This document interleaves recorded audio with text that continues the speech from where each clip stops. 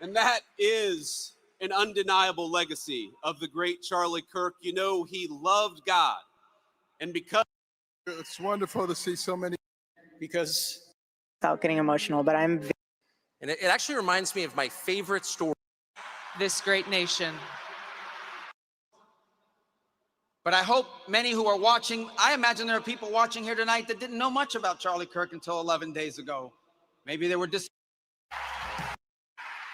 Charlie chose this arena to take these people head on, to challenge these institutions, these students and faculty, encouraging them to come, to speak honestly, bring your ideas, debate loudly, and think critically. And Charlie did this so well. He was winning, so much so that the forces of darkness, hate, and evil were threatened by him and tried to silence him. History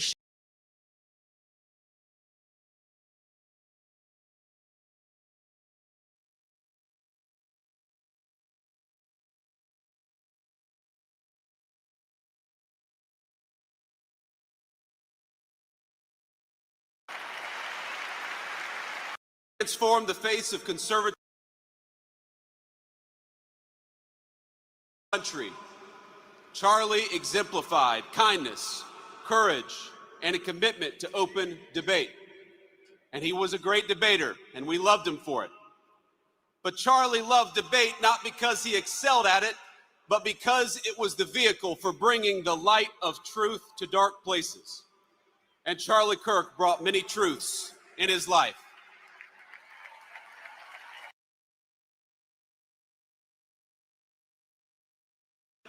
Charlie Kirk built a movement. He transformed the face of conservatism in our own time, and in doing so, he changed the course of American history. To rising generations across this country, Charlie exemplified kindness, courage, and a commitment to open debate. And he was a great debater, and we loved him for it. But Charlie loved debate not because he excelled at it, but because it was the vehicle for bringing the light of truth to dark places. And Charlie Kirk brought many truths in his life.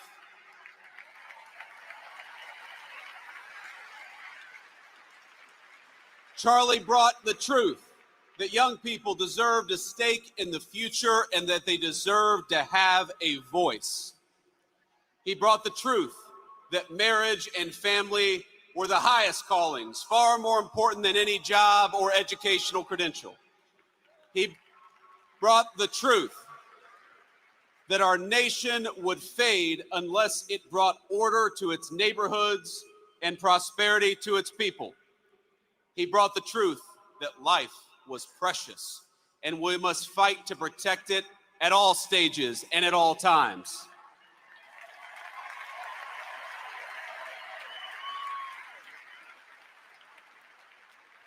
But most of all, Charlie brought the truth that Jesus Christ was the King of Kings and that all truth flowed from this first and most important one.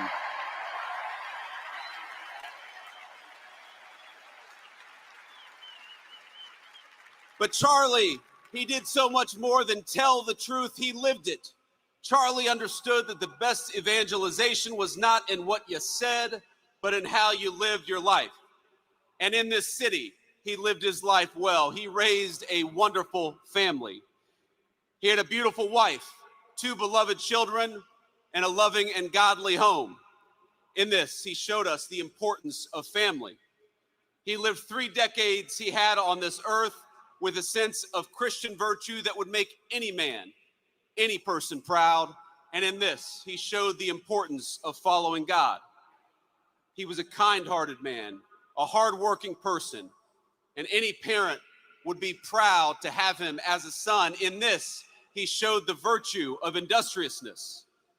He was present and loving as any child would hope of his or her father, and in this, he showed the importance of strong Christian fatherhood.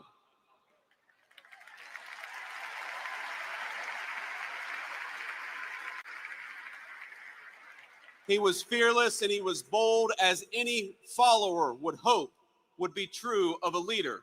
And in this, he showed all of us how to carry on after his death. You know, Charlie Kirk, he loved history. He devoured the ideas that formed the foundation of our civilization. He stood for a tradition that Socrates established 2,500 years ago: to question, to search, and to teach. He was Athens and Jerusalem, the city of reason and the city of God in one person. But if he loved those places, they were not his home. America was his home, and he was willing to die for it.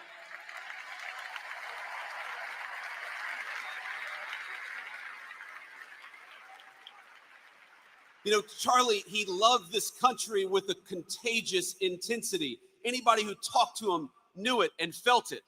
He knew that America was a beautiful place and we had these incredible ideas, but he also knew that our country was a covenant between the generations past, present, and future. He believed this country's best days were not behind us, but ahead of us. But he knew those better days would have to be earned. They would have to be worked for. We would have to sacrifice and work and tell the truth. He knew that America wouldn't be saved just by pulling together seminars or talking about the right kind of books in front of the right kind of people. The movement which he created demanded more. It demanded courage. It demanded hard work.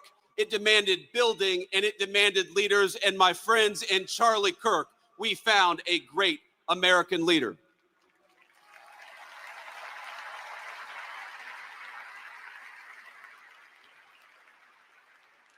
Now, our whole administration is here, but not just because we love Charlie as a friend, even though we did, but because we know we wouldn't be here without him.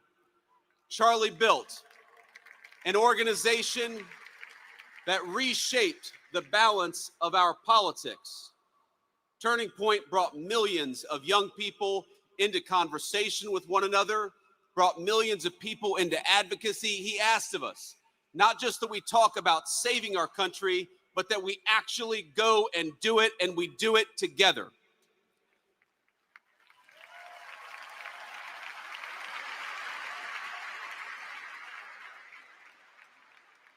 But even as Charlie built on a grand scale, his greatness was never only in his ambition.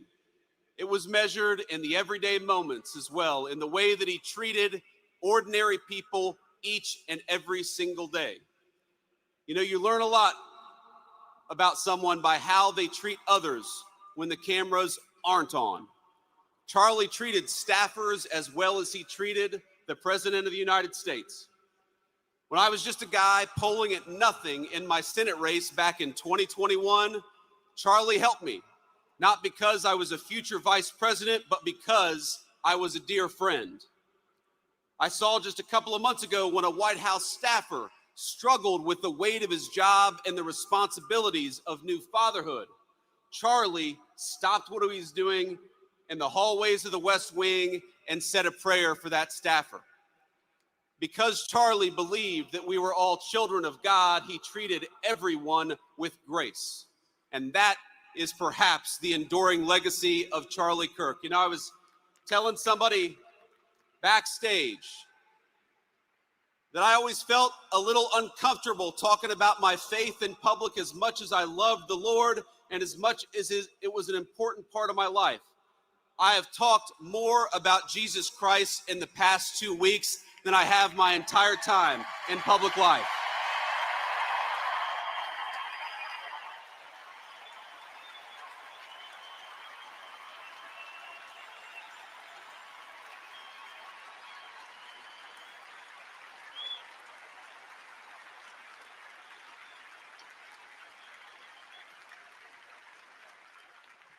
And that is an undeniable legacy of the great Charlie Kirk. You know, he loved God.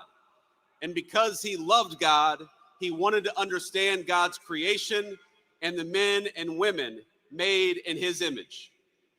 Now, much has been said over the last week about Charlie's ability to approach any topic any person in good faith, an achievement that was only possible because Charlie knew that we were all children of God. He knew deep down the truth of Scripture. And from that confidence, everything else flowed. That unshakable belief in the gospel led him to see differences in opinion, not as battlefields to conquer, but as way stations in the pursuit of truth. He knew it was right to love others, your neighbor, your interlocutor, your enemy. But he also understood his duty to say what is right and what is wrong, to distinguish what is false from what is true.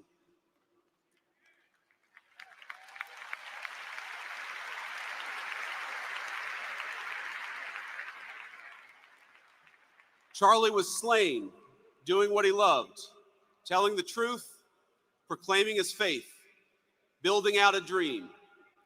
And now he's gone, and our hearts feel so empty because he's been taken from us. He's been taken from his parents and from his sister. He's been taken from our darling Erica and their beautiful children. And Erica, I know I speak for this entire auditorium when I say that we love you and we will never stop standing by your side, just as Charlie did.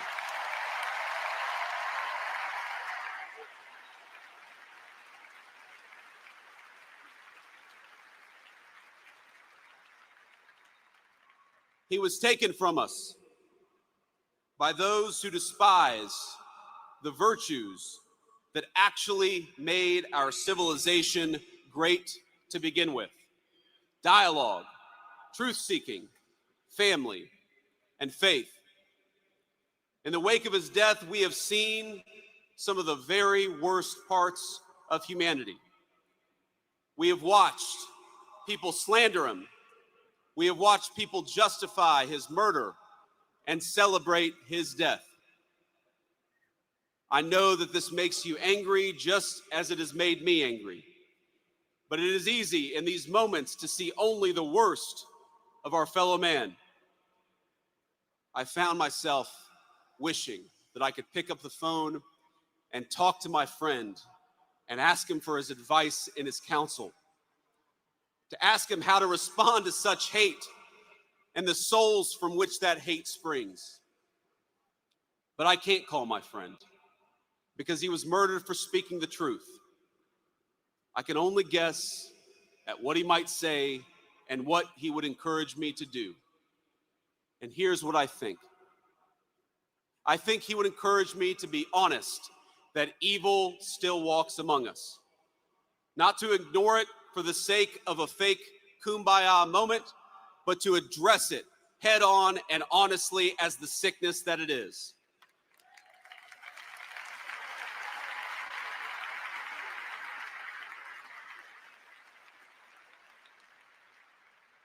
But I also think he would encourage me, he would encourage all of us to focus on the good.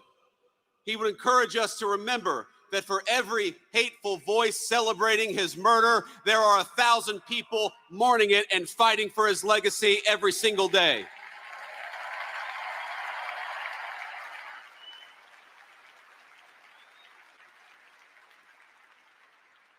He would tell me to pray. I'm certain of it. He would tell me to pray for my friends, but also for my enemies. He would tell me to put on the full armor of God and get back to work.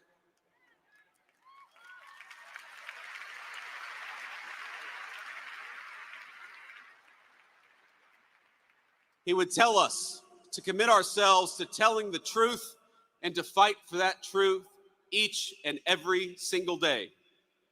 He would tell us to talk about God's love and the fact that that love applied everybody across the whole human family.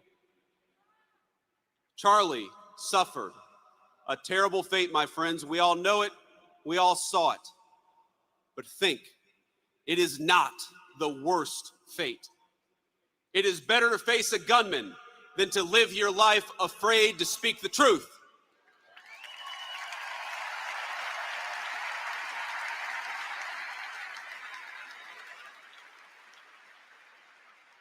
It is better to be persecuted for your faith than to deny the kingship of Christ.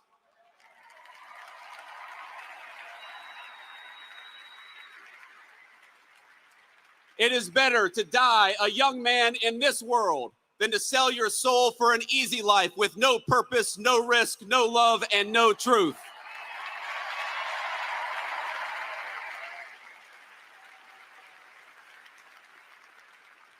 Christ told us in the Gospel of John, I have said these things to you, that in me you may have peace.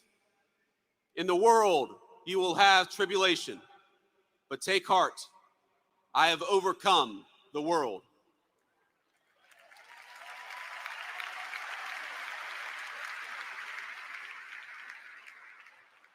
Charlie took heart, and now we must do the same. I've seen so many of you say, so many on social media, talk about for Charlie. We must do this for Charlie. For Charlie, we will speak the truth every single day.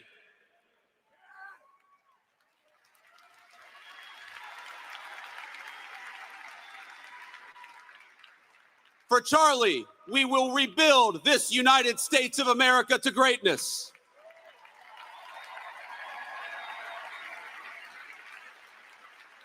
For Charlie, we will never shrink, we will never cower, and we will never falter, even when staring down the barrel of a gun.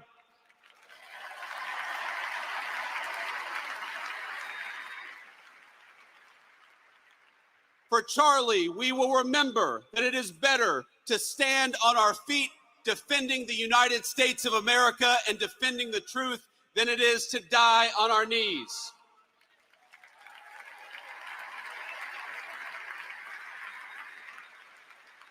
My friends, for Charlie, we must remember that he is a hero to the United States of America and he is a martyr for the Christian faith. May our Heavenly Father give us the courage to live as Charlie lived. That is what we must do for Charlie. You ran a good race, my friend. I love you. We've got it from here. Thank you.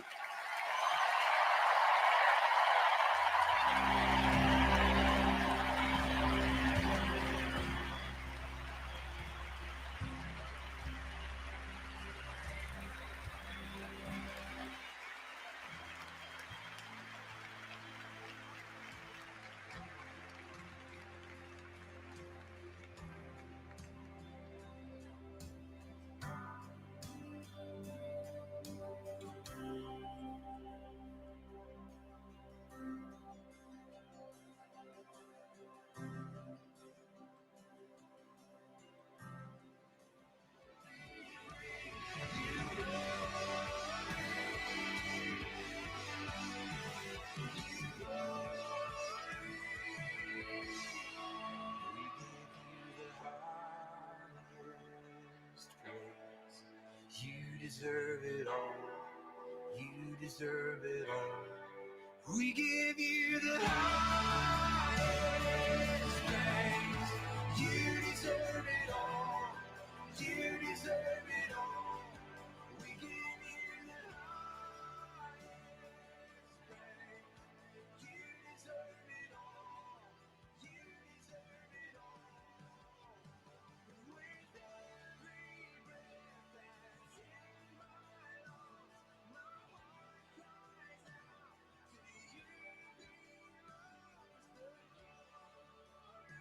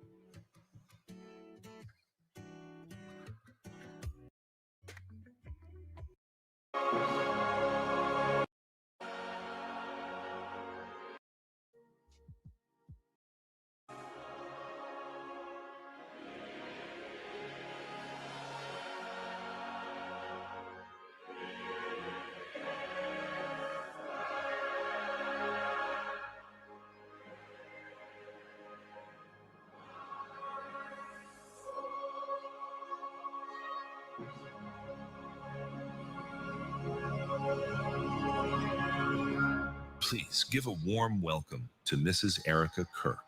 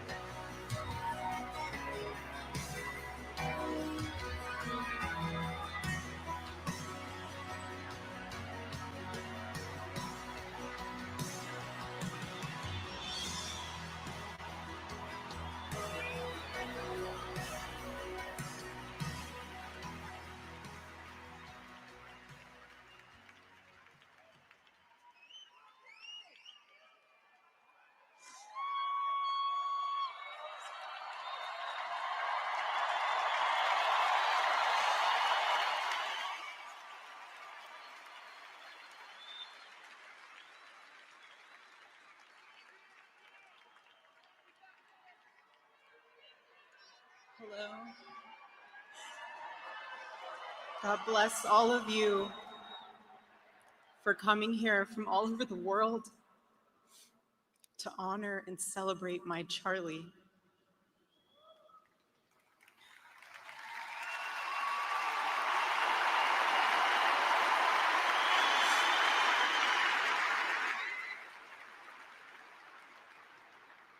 Just a few miles from here, 2 years ago at America Fest 2023, Charlie delivered a speech on stage for our TPUSA Faith event. Charlie loves speaking off the cuff. He's very good at that, without a script. So I personally didn't know what he was going to say. And what he chose to speak about that day was his submission to the will of God. He quoted one of his favorite Bible verses, Isaiah chapter 6, verse 8. "Here I am, Lord. Send me." After Charlie finished, I met him backstage and I spoke to him, and I'll never forget this. I said, "Charlie, baby, please talk to me next time before you say that statement." Because when you say something like that, there is so much power in that verse. When you say, "Here I am, Lord, use me," God will take you up on that. And he did with Charlie.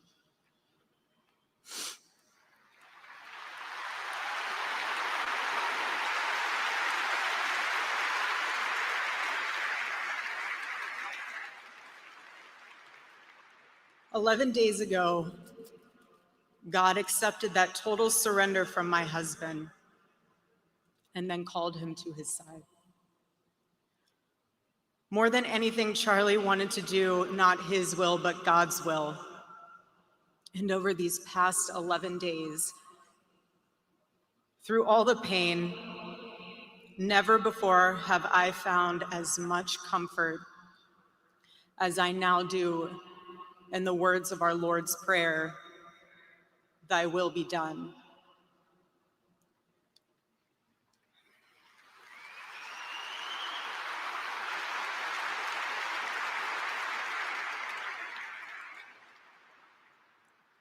God's love was revealed to me on the very day my husband was murdered. On the afternoon of September 10th, I arrived at a Utah hospital to do the unthinkable, to look directly at my husband's murdered body. I saw the wound that ended his life. I felt everything you would expect to feel. I felt shock. I felt horror and a level of heartache that I didn't even know existed. But there was something else too. Even in death, I could see the man that I love. I saw the one single gray hair on the side of his head, which I never told him about. Now he knows. Sorry, baby, telling you now, but never told him. Didn't want to. I also saw this. I also saw on his lips the faintest smile. And that told me something important. It revealed to me a great mercy from God in this tragedy. When I saw that, it told me Charlie didn't suffer. Even the doctor told me. It was something so instant that even if Charlie had been shot in the operating room itself, nothing could have been done. There was no pain, there was no fear, no agony. One moment, Charlie was doing what he loved, arguing and debating on campus, fighting for the gospel and truth in front of a big crowd. And then he blinked. He blinked and saw his Savior in paradise.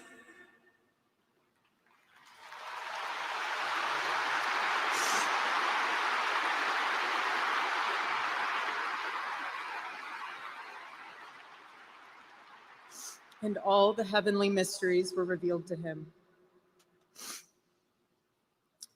God's love continued to be revealed to me in the days that followed. The next day on the tarmac in Air Force Two, I confronted Usha Vance, precious woman. I held her hand and I told her, honestly, I do not know how I am going to get through this. She told me something. She said, you know when you're on an airplane with your kids and it's the last 15 minutes of the flight and things are crazy, kids are not cooperating, toys are flying everywhere and everyone's screaming. And you think to yourself, I cannot wait for this flight to land. And it's 15 minutes before you land. And she told me, you will get through these 15 minutes and the next 15 minutes after that. Usha, I don't think you realized it then, but those words were exactly what I needed to hear. But most of all, God's mercy and God's love have been revealed to me these past 10 days. After Charlie's assassination, we didn't see violence. We didn't see rioting.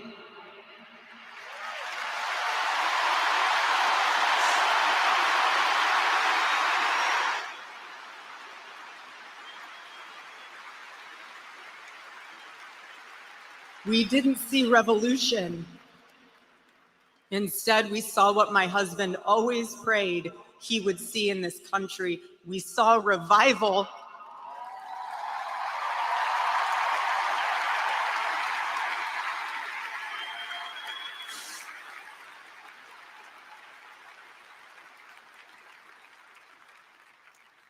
This past week, we saw people open a Bible for the first time in a decade.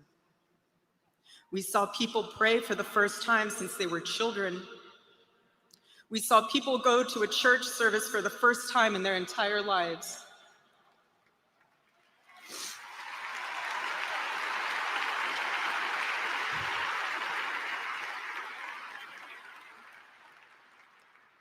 Charlie liked to journal. And I say this because he did it to remember important moments and sayings that affected him. And one of the things he wrote in his journal was this: every time you make a decision, it puts a mark on your soul. To those of you out there who just made that decision and took the first step toward a spiritual life, I say thank you and welcome.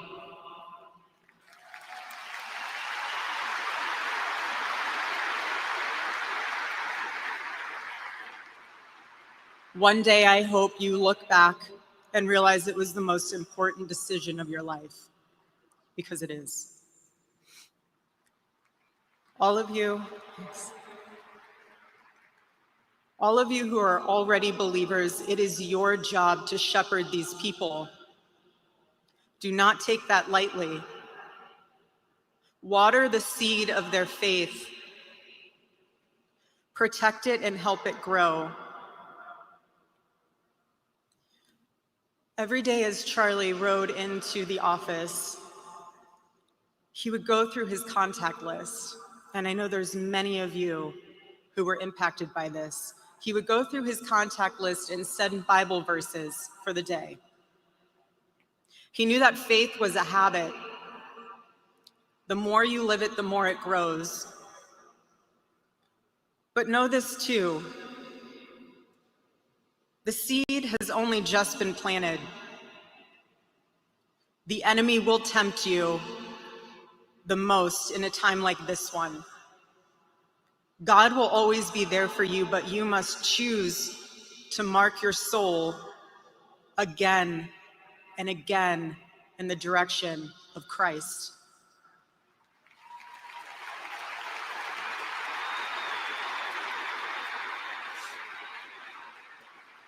Pray again. Read the Bible again. Go to church next Sunday and the Sunday after that, and break free from the temptations and shackles of this world.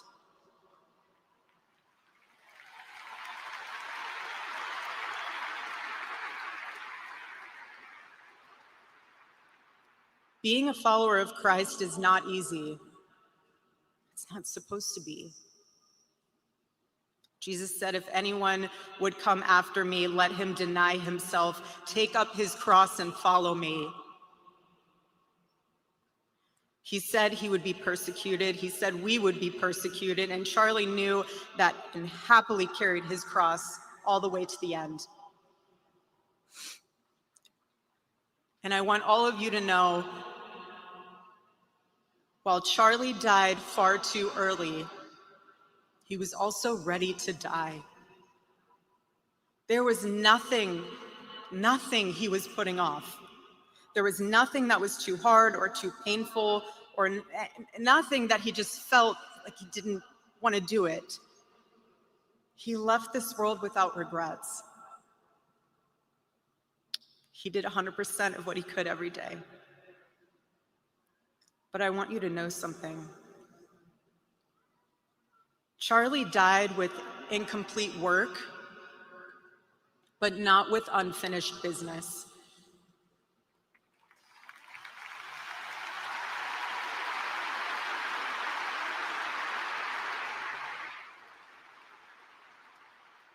But I will miss him. I will miss him so much, because our marriage and our family were beautiful. They still are.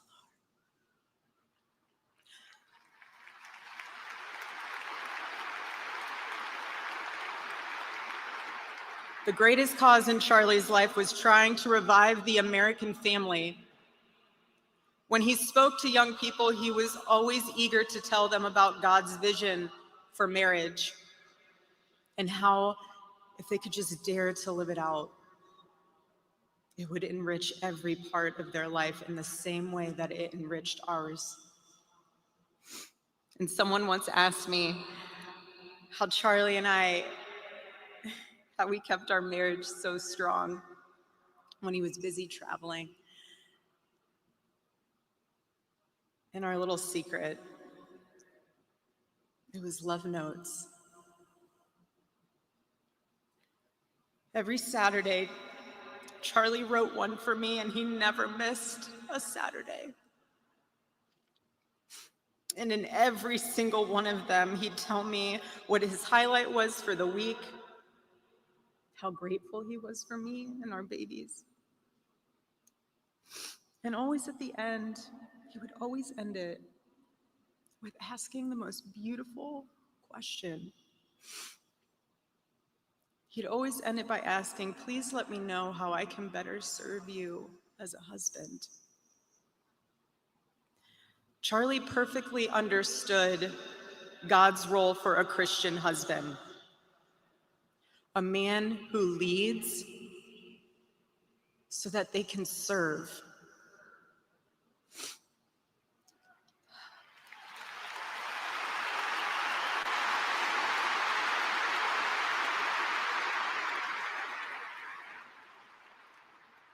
To all the men watching around the world, accept Charlie's challenge and embrace true manhood.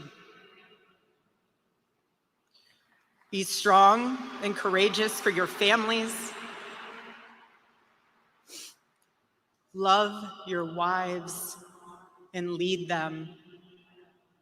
Love your children and protect them. Be the spiritual head of your home. But please be a leader worth following. Your wife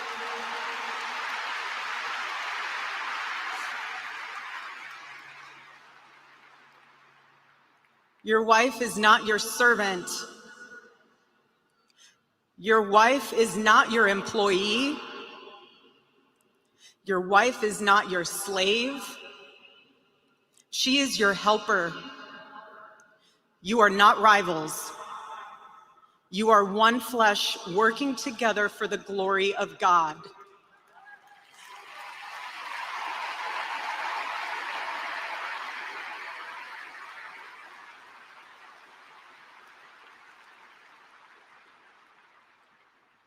I was Charlie's confidant. I was his vault, his closest and most trusted advisor, his best friend. I poured into him and loved him so deeply, empowered him, because his love for me drove me to be a better wife. Every day he honored me, and I prayed that I could be the wife that God needed me to be for my husband. Women, I have a challenge for you too. Be virtuous.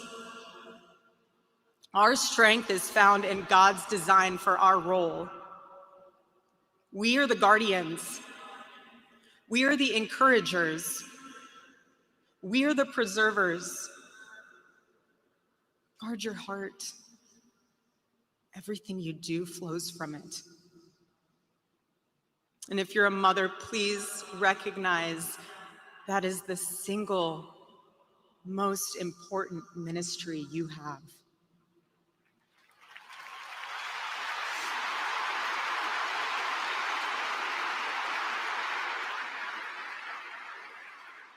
In our home, because Charlie traveled a lot, we tried to travel with him where we could. But I made sure that when Charlie returned from work, it was his sacred landing place, away from the worries of the world.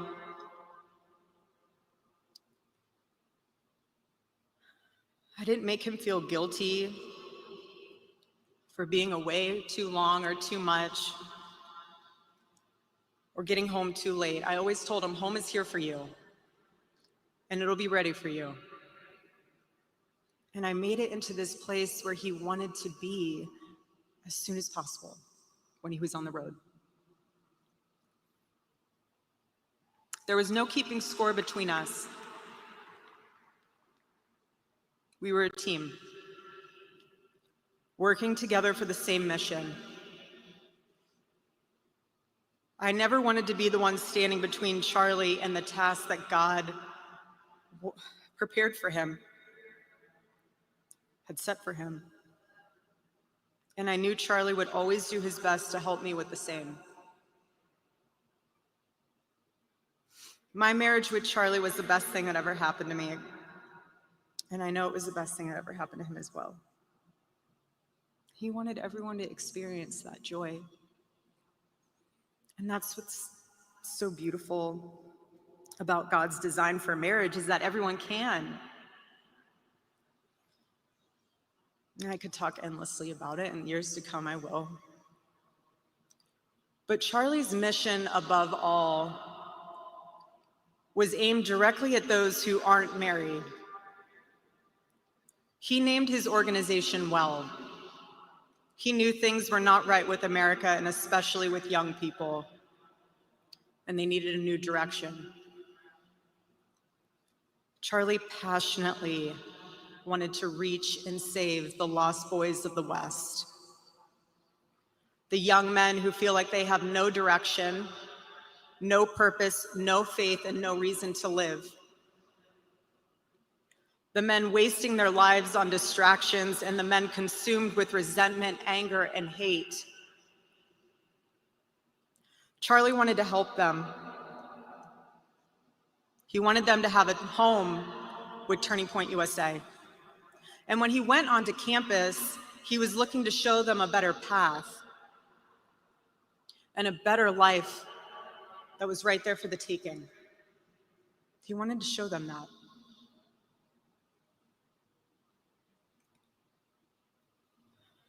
My husband, Charlie, he wanted to save young men just like the one who took his life.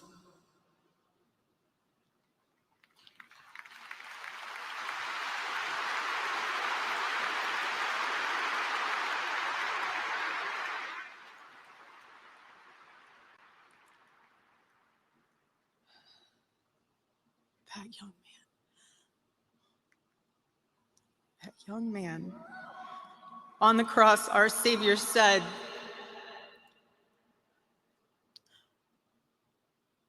"Father, forgive them, for they not know what they do." That man, that young man, I forgive him.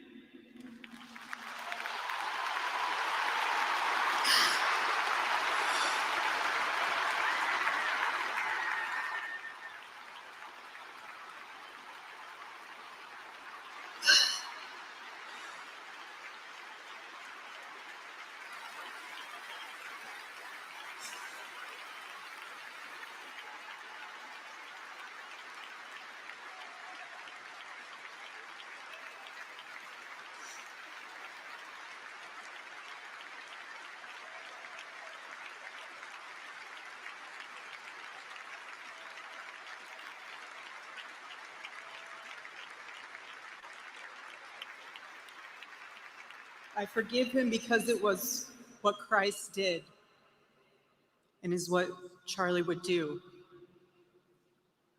The answer to hate is not hate. The answer we know from the gospel is love, and always love. Love for our enemies and love for those who persecute us. The world needs Turning Point USA. It needs a group that will point young people away from the path of misery and sin. It needs something that will lead people away from hell in this world and in the next. It needs young people pointed in the direction of truth and beauty. And so I promise you today, every part of our work will become greater. I am tremendously honored to be the new CEO of Turning Point USA.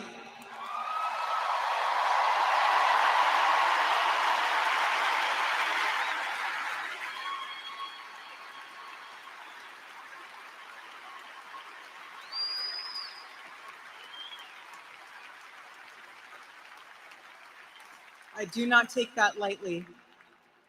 Charlie and I were united in purpose. His passion was my passion, and now his mission is my mission. Everything that Turning Point USA built through Charlie's vision and hard work, we will make 10 times greater through the power of his memory. Chapters will grow, thousands of new ones will be created. TPUSA Faith will add thousands of new pastors and congregations.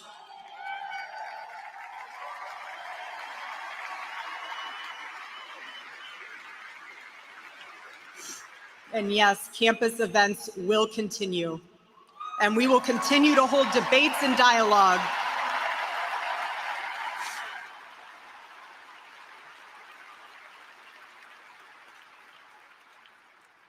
The First Amendment of our Constitution is the most human amendment. We are naturally talking beings, naturally believing beings. And the First Amendment protects our right to do both. No assassin will ever stop us from standing up to defend those rights, ever.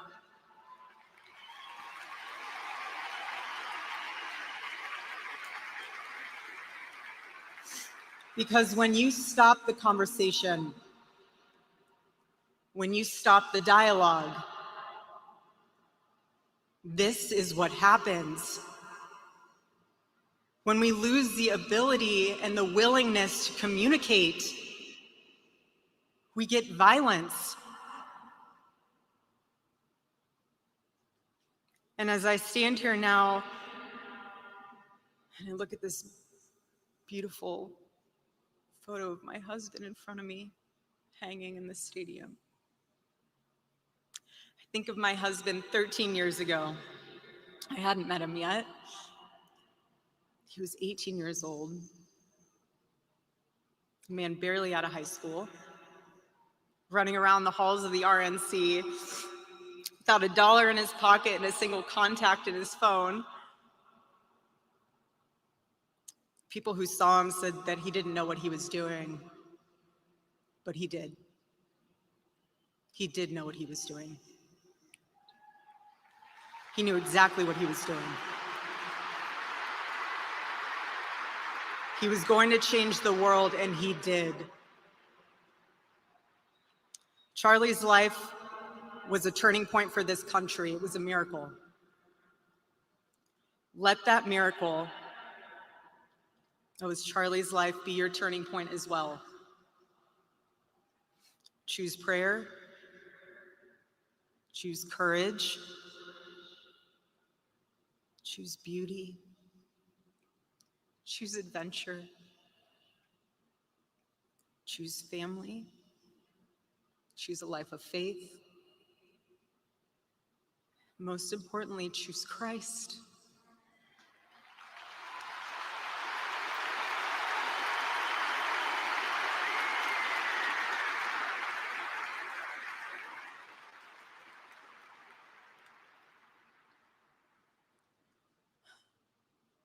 I love you, Charlie, baby. And I will make you proud. God bless you all, and God bless America.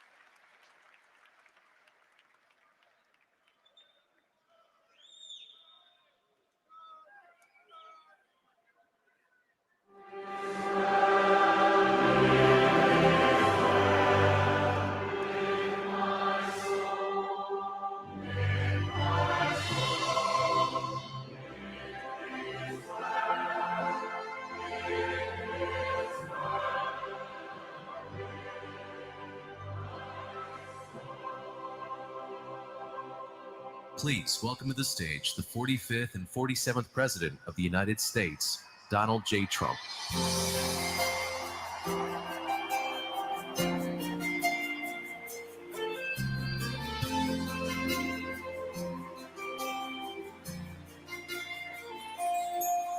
If tomorrow all the things were gone, I'd work for all my life, and I had to start again, just my children and my wife. Thank my lucky stars to be living here today, where the flag still stands for freedom, and they can't take that away. And I'm proud to be an American, where at least I know I'm free. And I won't forget the men who died, who gave that right to me. And I gladly stand up next to you and defend her still today. But there ain't no doubt I love this land. God bless the USA.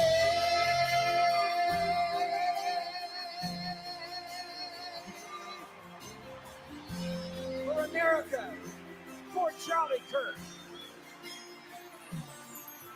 From the lakes of Minnesota to the hills of Tennessee, across the plains of Texas, from sea to shining sea, from Detroit to Houston, over New York to LA.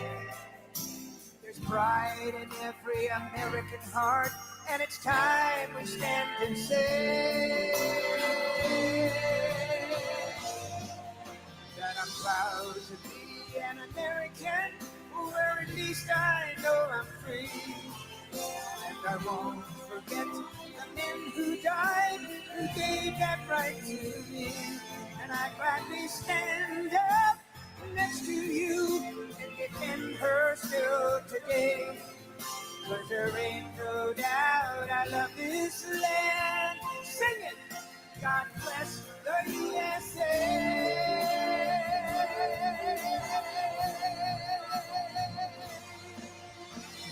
And I'm proud to be an American, where at least I know I'm free. And I won't forget the men who died, who gave that right to me. And I gladly stand up next to you and defend her still today. 'Cause there ain't no doubt I love this land. God bless the USA.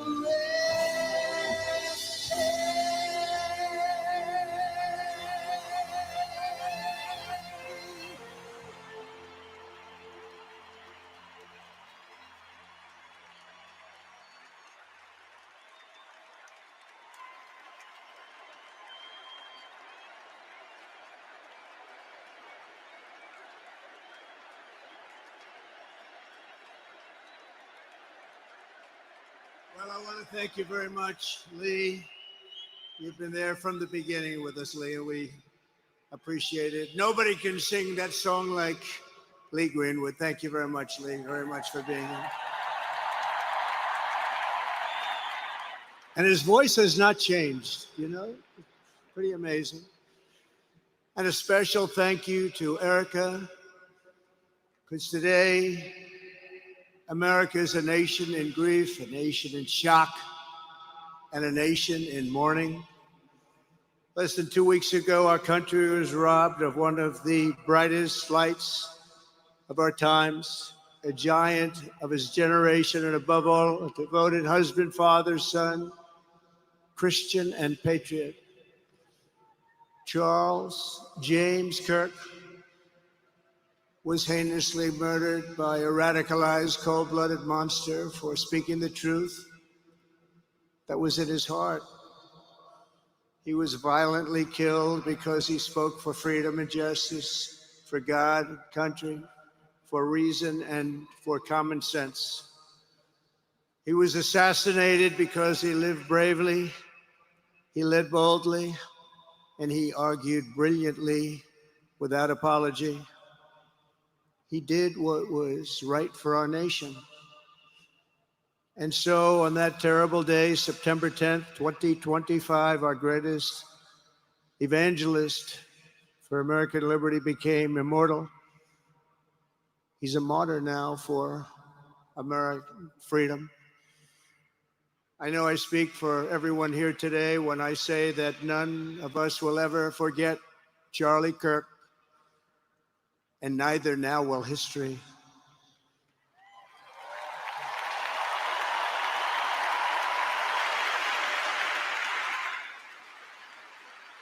Because while Charlie has been reunited with his Creator in heaven, his voice on earth will echo through the generations, and his name will live forever in the eternal chronicle of America's greatest patriots. He will live forever. To Charlie's incredible and beautiful widow, Erica, we know the weight of this monumental loss is almost unbearable. But even in the midst of heartache and pain too great to even fathom, you have somehow found the strength and deep faith to be a comfort to millions and millions of people. And thank you very much, Erica. Thank you very much.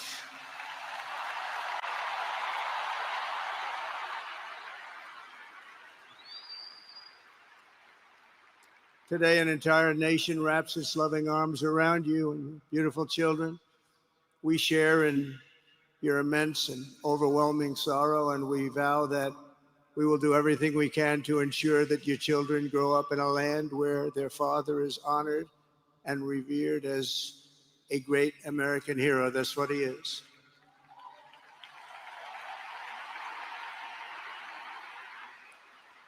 To Charlie's parents who lost their beloved son, and to the entire Kirk family, we know that no words can ever be enough to fill the void he leaves behind. That's a void that just can't be filled.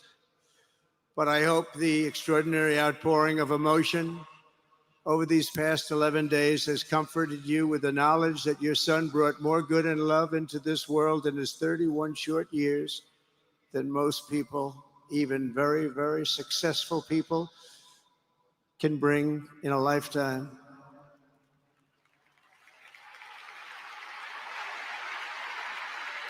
Charlie Kirk loved America with everything he had. And as we can see so clearly today, America loved Charlie Kirk.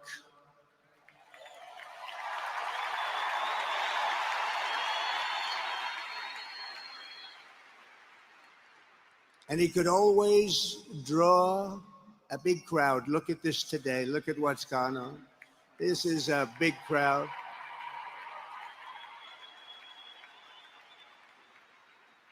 Here today we have the Vice President of the United States, J.D. Vance.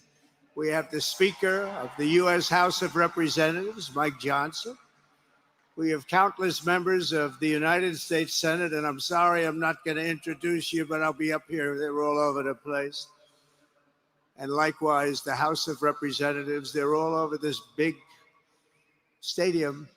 This is not an arena, this is a stadium. Our great cabinet and this stadium packed with rafters of people, not to mention the one across the street that also has tens of thousands of people, and they're watching us on screen right now.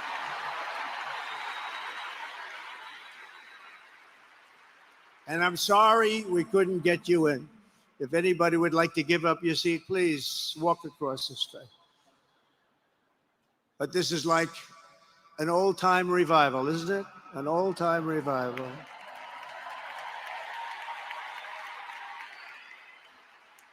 For millions of Americans, especially young people, it is agonizing and unthinkable to say goodbye to a patriot whose heart still had so much to give. It's so much.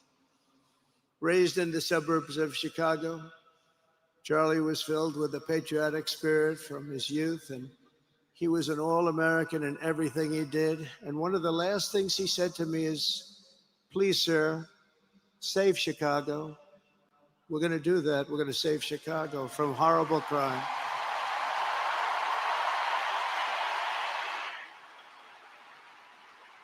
In high school, he was the quarterback of the football team and the captain of the basketball team. He was a good athlete. A lot of people don't know that about Charlie.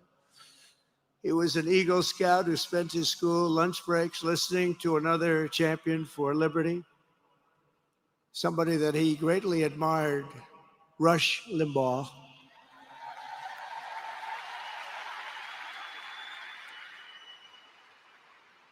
But what was even more important to Charlie than politics and service was the choice he made in the 5th grade, which he called the most important decision of his life, to become a Christian and a follower of his Savior, Jesus Christ.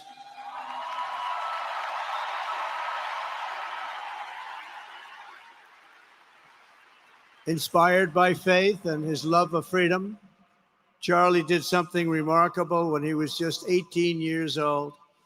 On the advice of a mentor who told him to put off going to college because he was doing so well, he devoted his life to converting young people to the conservative cause. How did he do? Take a look. How did he do?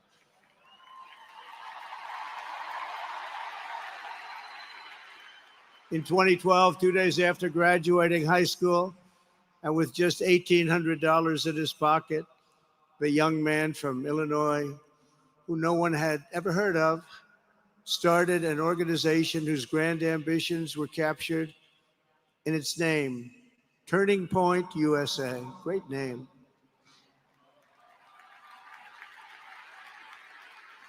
And I have a feeling it's going to be bigger and better than ever before. Does that make sense? It's going to be bigger and better than ever before. Look at what's happening. 12 years ago, Charlie walked onto his first college campus, the very liberal University of Wisconsin at Madison. He set up a card table and put up a sign with 3 words, "Big government sucks." Can you believe that? That's Charlie. That day, Charlie talked to every student who approached him, most of whom were probably quite a bit older than he was. Finally, after many hours, he found the first ever Turning Point chapter leader. His first year out of high school, Charlie traveled 300 days raising money and taking his message to campuses all over the country. He lived out of his parents' basement, and they actually loved having him there. They loved Charlie. Everybody loved Charlie. And on the couches of friends and supporters, he lived off couches for 2 years, 3 years. Then life started getting a little bit different, but he was always the same. For 5 years, he refused to take a paycheck, but day after day, he worked from 5 a.m. in the morning till 11 p.m. in the evening, always. His staff remembers that he wore Walmart jeans and T-shirts from the Goodwill store. Remember the Goodwill store? It wasn't easy, but Charlie wasn't in it for money at all, never has been. Money was never his thing. He was always in it for the mission. As he liked to say, even back then, we have a country to save. Just what he did. He'd call me all the time, "Sir, we have a country to save." I said, "Charlie, thanks very much for telling me that. I appreciate it." Charlie volunteered for my 2016 campaign and traveled the nation with my son, Don and Eric. I got to know him very well and saw immediately that Charlie was actually a master builder of people. It was Charlie who first started organizing young Black conservatives hungry for support and leadership. It was Charlie who stood up for persecuted Christians and Jews on college campuses. It was Charlie who helped bring online censorship, free speech, and cancel culture to the fore of our political debate. He was right up there with me. It was Charlie who helped unite MAGA and You know what MAHA is? That's right. Make America healthy again. And tomorrow we're going to have one of the biggest announcements, really medically, I think, in the history of our country. We're going to be doing it with Bobby and Oz and all of the professionals. I think you're going to find it to be amazing. I think we found an answer to autism. How about that? Autism. Tomorrow, we're going to be talking in the Oval Office in the White House about autism, how it happens, so we won't let it happen anymore, and how to get at least somewhat better when you have it, so that parents can help their child, their beautiful child. That's a big one. I've been bugging everybody over there, get the answer to that. You know, 20 years ago, 1 in 10,000 were born with autism. 20 years ago. The most recent survey says 1 in 12. How bad is that? That's for young boys, baby boys, but also girls a little bit better. It's about 1 in 20, but we can't. There's obviously, there was something really wrong, and we think we know what that is. It's going to be, I think it's going to be one of the most important news conferences I'll ever have, and I look so forward to it.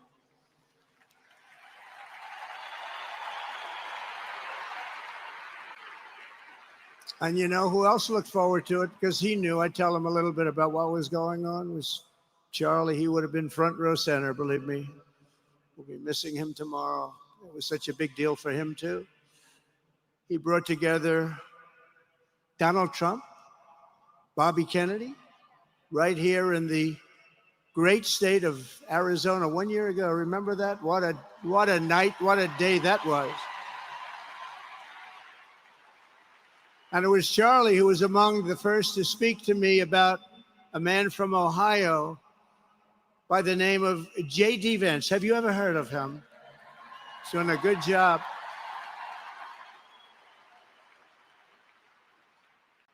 But Charlie would often call me, sometimes the night before a big event, the other side of the country. And it'd ask me, it'd say, do you think you could come and speak at the event? The following day, right? I'd say, Charlie, I'm the president of the United States. You want me to travel 4 hours by plane? And you know, sometimes I did it. He was a very good guy. He was a very convincing guy. He didn't stop, but he would ask for things like that. Sir, could you be tomorrow in California? I said, Charlie, give me a break, please. He just wouldn't stop. And he succeeded. But I almost always went because you never wanted to let Charlie down. He worked so hard. You just didn't want to let him down. I felt guilty. He'd make me feel very guilty.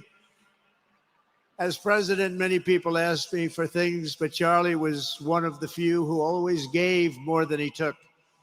He was a giver, much more than a taker.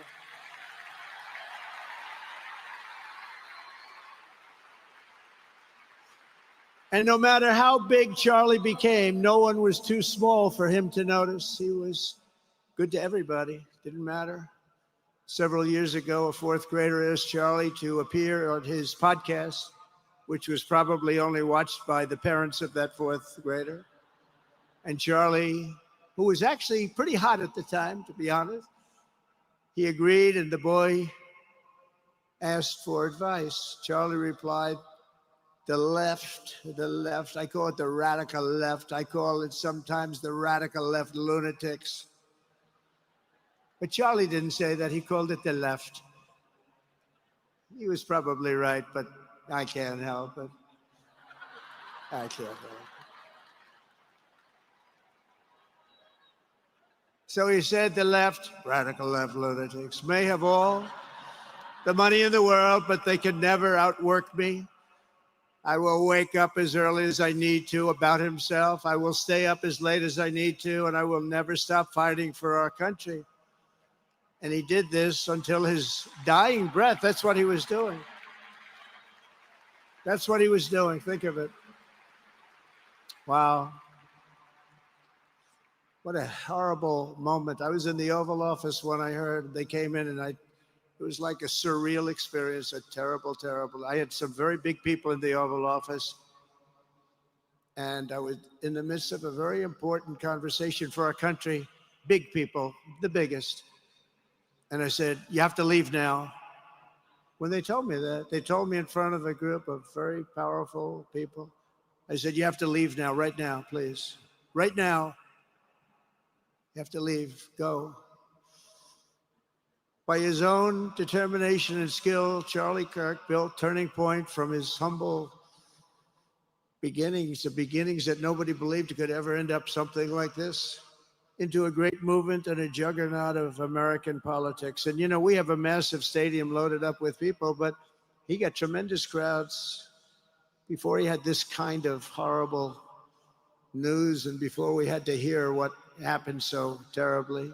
He delivered more than 250 speeches a year at over 200 colleges and universities. And that was at a time when it was not really vogue to go to colleges and universities if you were a conservative. It really took great courage. And we used to talk, and I said, you know, I think they're much more conservative than we know. And he agreed, but it just wasn't something that was happening because the radical left would do very bad things, very dangerous things. But Charlie set up chapters on 2,200 campuses and spoke at more than 1,000 churches. He launched a podcast and radio show that grew to an audience of 1 million Americans a day, one of the bigger shows on radio. And Charlie didn't just bring young people into the movement. All of a sudden, it started to grow by leaps and bounds. By 2024, we won more young people than any Republican candidate in the history of our country, including, for the first time, a majority of males under 30. Can you believe it? Remember when Republican presidential candidates would get 4%? No, we did unbelievably with young people. And he was a big, big factor. Unbelievable. But he made me work for it. Sir, you have to make a speech here. You have to make a speech there. But we did it, and we won, and our country is doing unbelievably well now. We had a country that was dead 1 year ago, and now we have the hottest country anywhere in the world. And Charlie helped us make it that. One of the great people. But through it all, the core of Charlie's message and his basic method never changed. It never really changed. He stayed the same person also. At every campus event, Charlie asked the people who disagreed with him to come forward, and instead of silencing them, he handed them a microphone and let them speak. And he'd convinced so many of them. It was a pretty amazing thing to watch, actually. Shortly before Charlie arrived on campus, the day he was assassinated, a staff member texted him that there were many critics and students who were opposed to his views and rather strenuously in the crowd. And that actually made him feel good because he wanted to convince them. He understood. He really did. He understood what was right. And he was right about that. A lot of it was based on common sense, by the way. Charlie wrote back to the staff member saying, I'm not here to fight them. I want to know them and love them, and I want to reach them and try and lead them into a great way of life in our country. In that private moment on his dying day, we find everything we need to know about who Charlie Kirk truly was. He was a missionary with a noble spirit and a great, great purpose. He did not hate his opponents. He wanted the best for them. That's where I disagreed with Charlie. I hate my opponent, and I don't want the best for them. I'm sorry. I am sorry, Erica. But now Erica can talk to me and the whole group, and maybe they can convince me that that's not right, but I can't stand my opponent. Charlie's angry, looking down, he's angry at me now. He wasn't interested in demonizing anyone. He was interested in persuading everyone to the ideas and principles he believed were good, right, and true. Before each appearance, he prayed these words: God, use me for your will. Always said the same thing: use me for your will.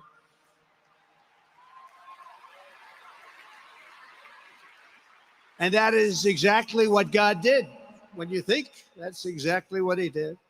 The more success Charlie had, and he was getting more and more successful, the more dangerous his mission became.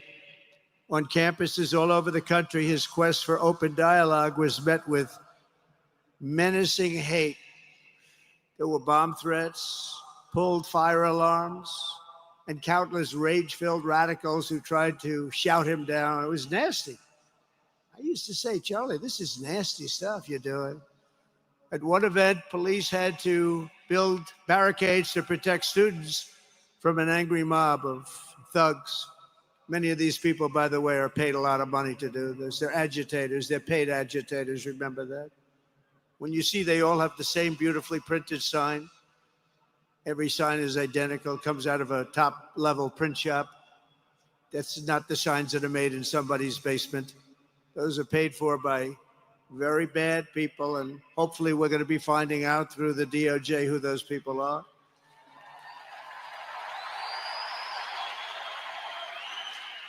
At another college, Antifa terrorists shattered windows, threw rocks, and tried to storm the building where Charlie was speaking. It was a really bad one. Often dozens of police officers were needed to prevent left-wing violence. And the violence comes largely from the left. You don't hear that from too many people, do you? And virtually every day for years before he was murdered, Charlie received these horrible death threats. People don't know. I used to talk to him about it. He said, I got some threats. He always felt that when they actually made the threat, they were not the ones to worry about. The ones to worry about were the ones that don't make the threats. I think you know what I mean. He knew the risk, but he and I shared a certain motto: never back down and never ever surrender. Just don't surrender, never back down. He believed in it so strongly. So strongly. And he's right. He's totally right. The radicals and their allies in the media, sometimes referred to, as my son said, the fake news media, tried to silence Charlie for a simple reason: because he was winning, and he was winning big. He was taking over college campuses, colleges that had, in theory, only very liberal, or as they like to say, progressive. I call them liberal, but they like to call themselves, because it's such a beautiful word, progressive. They're the opposite of progressive, if you think about it. But they were really nasty, and he would go into these colleges. All of a sudden, within 2 years, 3 years, they turned into bastions of conservatism. It was really quite amazing to see. They lied about him because they did not want you to listen to him or to learn from him, because what he was talking about and even preaching made so much sense. Everywhere he went, he won the debates, he won the hearts, he won the minds, and yes, he won the elections for people. He helped us, he helped other people. We won the biggest election in the history of our country, I believe.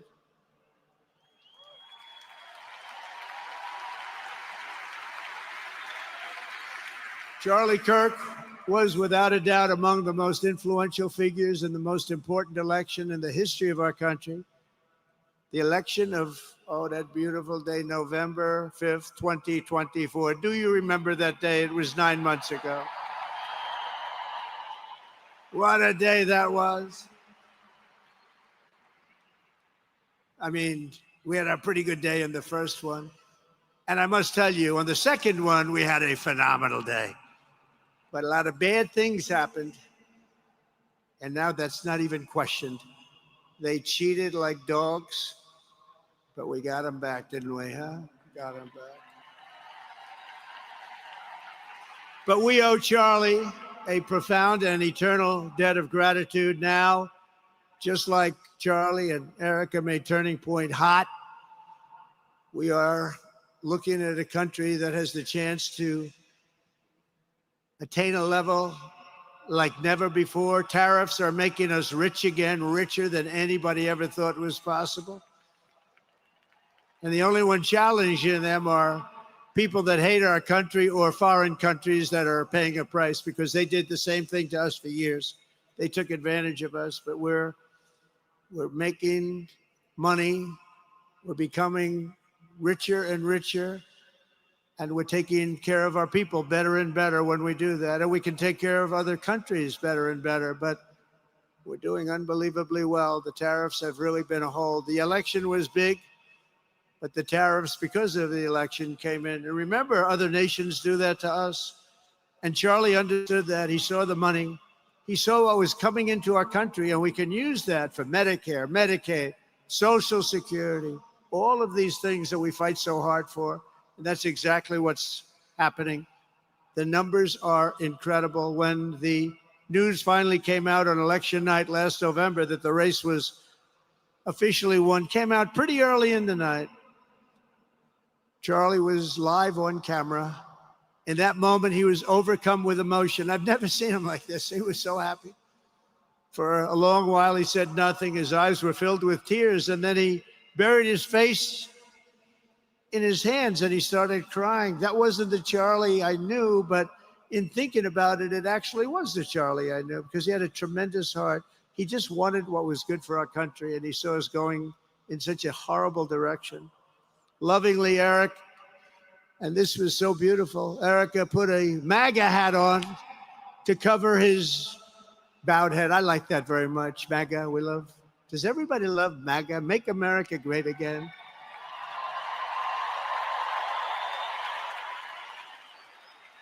When Joe Biden used to get up, remember the speeches? We will stop MAGA. We will stop MAGA. You know, he could barely get the words out. We will stop. I said, can somebody inform him the MAGA means make America great again? How do you say you're going to stop it? And Charlie understood that. When Charlie finally looked up and spoke, he smiled through the watery eyes and simply said, I am humbled by God's grace. That was his statement that night. I was watching him. I was very impressed, actually. It showed he had a big heart. Every single American should take a long, hard look at the twisted soul and dark spirit of anyone who would want to kill a young man as good as Charlie. To kill anybody, but to kill a man like this, he didn't deserve this. He didn't deserve this. Our country didn't deserve this. And anyone who would make excuses for it are just out of their mind. Charlie's murder was not just an attack on one man or one movement. It was an attack on our entire nation. That was a horrible attack on the United States of America. It was an assault on our most sacred liberties and God-given rights. The gun was pointed at him, but the bullet was aimed at all of us. That bullet was aimed at every one of us. Indeed, Charlie was killed for expressing the very ideas that virtually everyone in this arena and most other places throughout our country deeply believed in. But the assassin failed in his quest because Charlie's message has not been silenced. It now is bigger and better and stronger than ever before, and it's not even close. And it's rare that such a thing happens, but Charlie is bigger today than he was. Think about it. Just 2 weeks ago, he's bigger today than he was 2 weeks ago. Now, that may not help his friends and loved ones, of which there are so many. It may not help Erica and those beautiful children who have to suffer so horribly through this moment, but they know it's true. He's bigger now than ever before, and he's eternal. He's eternal. And I just want to say we love him. And he's looking down at us right now, and he's saying, wow, that's a great crowd. He's saying, that's a great crowd.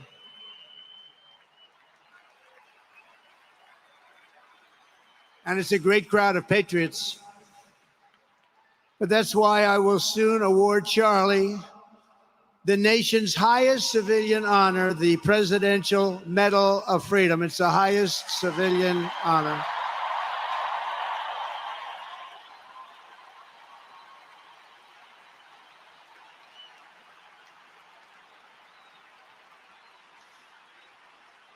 And we will do the ceremony at our beautiful White House in a very safe Washington, D.C., a place that Charlie truly revered. You know, we stopped the crime in Washington, took 12 days. Now you can go to restaurants, you can walk down the middle of the street with your wife. You can have your wife walk alone down the middle of the street. She's going to be in good shape. What a difference. What a difference good management really makes. But I'm so proud of that Washington, D.C. You know, it's one of the worst in the nation, in the world. And now it's considered a very safe city. And it's also, I passed it yesterday, I went through it, and the lawns are good. It's like a different place. It's like the tents are gone, the threats are gone, the gangs aren't there. We got rid of, we took out 1,500 career criminals, 1,500. If you have 3 career criminals, that can make a big difference. But I'm so proud of Washington, D.C., and now we're going into Memphis, and we'll get that one straightened out fast. And then we're going into some others, but we're going to go to Chicago, and we're going to have Charlie very much in mind when we go into Chicago, and we'll get that one straightened out. You have an incompetent governor who he thinks it's okay when 11 people get murdered over the weekend. He thinks you don't have any crime when 11 people get murdered and 28 people get shot. He says he's got crime. No, they don't have it under control, but we'll have it under control very quickly. So we're going to be doing that. And Charlie loved what we were doing. He was so proud of what happened. He was there to see it. He's so proud of what happened in Washington, D.C. As you know, the depraved assassin who planned and executed Charlie's killing has been arrested and charged with capital murder. God willing, he will receive the full and ultimate punishment for his horrific crime. It's a terrible thing. Because you can't let that happen. You can't let that happen. Can't let it happen to a country. The Department of Justice is also investigating networks of radical left maniacs who fund, organize, fuel, and perpetrate political violence. And we think we know who many of them are.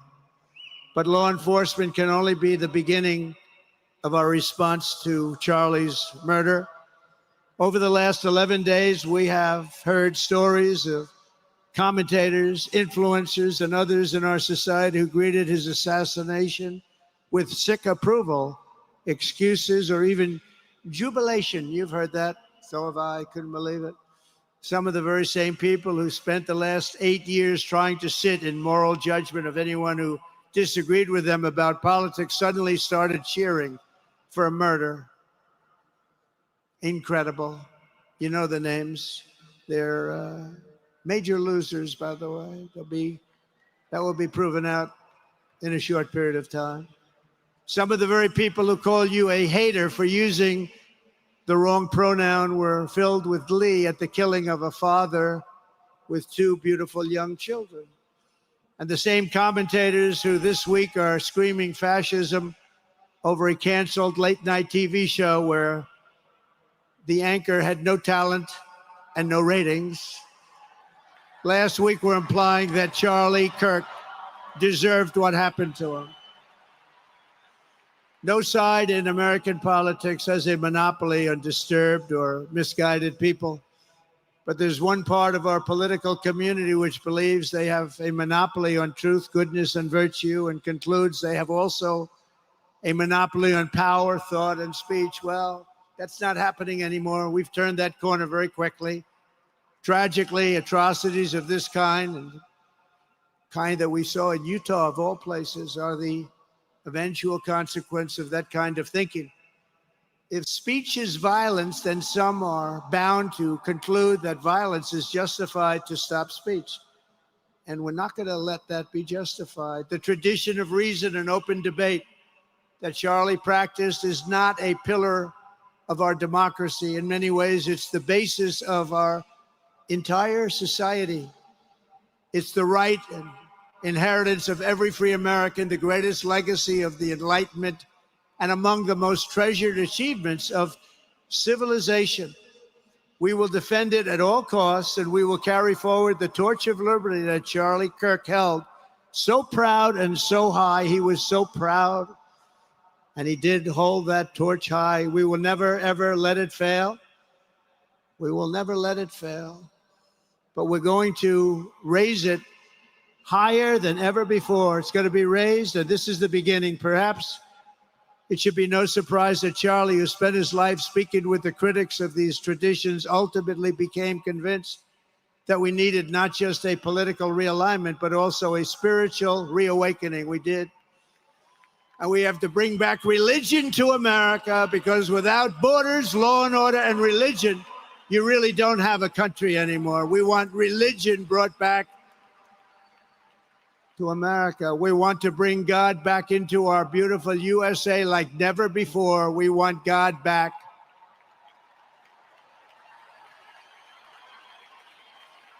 Charlie would have been so pleased to hear his friends and colleagues today giving testimony and giving glory to God. Within minutes of the gunshot in Utah, millions of Americans, young and old, heard the news and dropped to their knees and started praying. Even many who rarely prayed asked God for a miracle. Please, God, save Charlie. But although Charlie's time with us on earth has ended, those prayers for a miracle have already been answered. Look at what's happening. Look at what's happening. In the days since Charlie's death, we have seen how his legacy has touched so many millions around the world. In Calgary, Canada, thousands gathered at City Hall to sing the American national anthem and raise up posters with the name Charlie Kirk. In Seoul, South Korea, crowds gathered to wave American flags and shout, "We are for Charlie Kirk."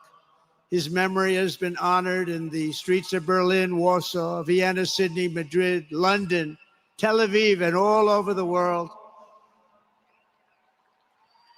So beautiful to watch. A man as far away as rural Australia texted a pastor, "I'm going to come to church tomorrow for the first time ever." The pastor asked, "Why is that?" The man replied, "Because of Charlie Kirk." Can you imagine? The lesson of Charlie's life is that you should never underestimate what one person can do with a good heart, a righteous cause, a cheerful spirit, and the will to fight, fight, fight. Have to fight. We're saving our country. And Charlie's a big factor, such a big factor. Charlie Kirk started with only an idea to change minds on college campuses, and instead he ended up with a far greater achievement, changing history. He changed history. Today, Charlie Kirk rests in glory in heaven for all eternity. He has gone from speaking on campuses in Wisconsin to kneeling at the throne of God, where he is right now.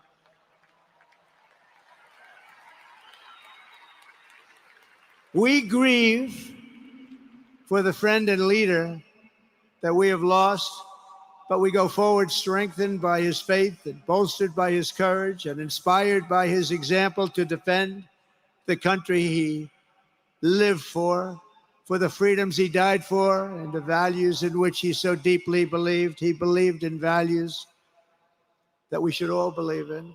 Charlie created something very special. It's called Turning Point USA. And under the leadership and love of Erica, it will become bigger and better and stronger than ever before.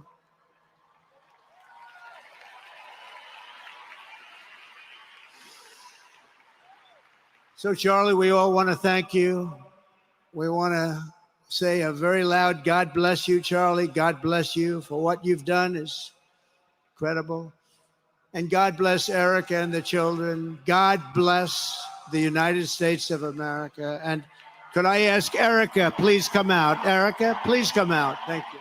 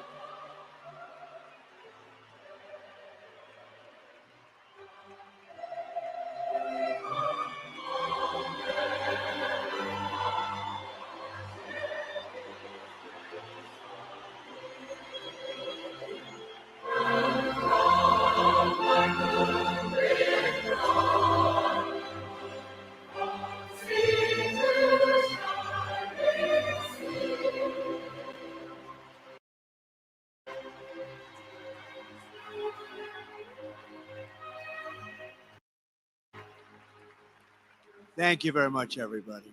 Thank you very much, and good luck. God be with you. Thank you.